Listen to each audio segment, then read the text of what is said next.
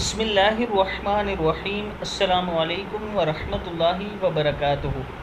عابد راجہ channel کی طرف سے آج میں اپنے دوستوں کو بتاؤں گا کہ رسول اللہ صلی اللہ علیہ وآلہ وسلم پریشانی اور صدمے میں کون سی دعا پڑھتے تھے اور کون سی دعا پڑھنے کا ارشاد فرمایا ہے۔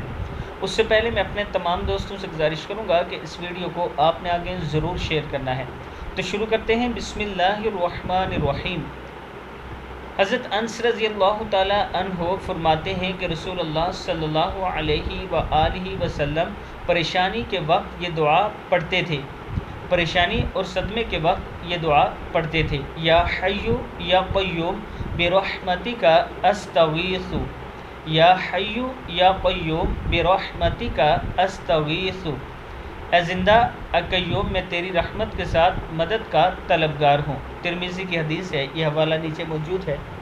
میں اپنے دوستوں سے گزارش کروں گا کہ یہ دعا یاد کر لیں اور صبح و شام ضرور پڑھا کریں۔ السلام علیکم ورحمۃ اللہ وبرکاتہ۔